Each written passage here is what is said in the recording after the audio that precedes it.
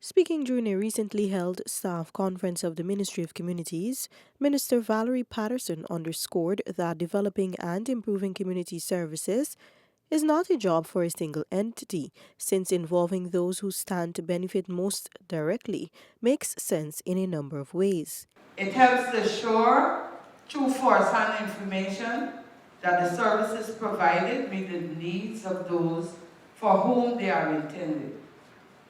It gives members of the target population a voice in deciding what's appropriate for them and establishes them as part of a policy-making team.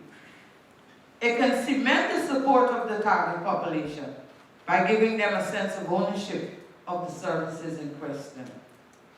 It provides communication channels to those who need to know about services and their availability. And finally, it can ease the impact of cultural and political differences and give service providers an entry to the target community. The community at large. Reaching out to the community as a whole for help in planning and improving services is important for a number of reasons. A broader range of ideas and information help in understanding community history, which would in turn have an effect on how the services can be successfully structured and delivered, the minister alluded. Giving a practical example, Minister Patterson said oftentimes funds are wasted on small projects because officials fail to consult with a particular community, a trend she endeavors to change. Years ago, a spring passed there, and somewhere down the line, a road was built. And this road, every 6 months, deteriorates. And then the authorities come, they repair. 6 months, it's gone. But the people in the community knew that that was a spring, but nobody consulted them until years after, when you had millions of dollars already spent.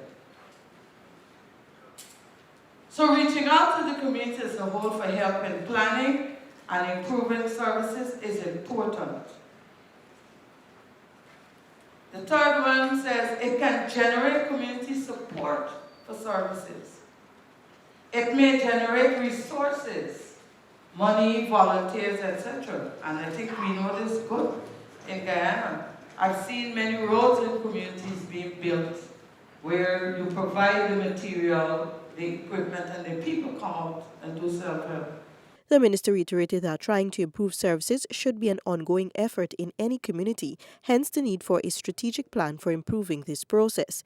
When it's apparent that services are not having the desired effect, or when the media uncovers a problem that has been existent for many years, Minister Patterson said then it is imperative that community involvement be sought. For Newsroom, Stacey Carmichael.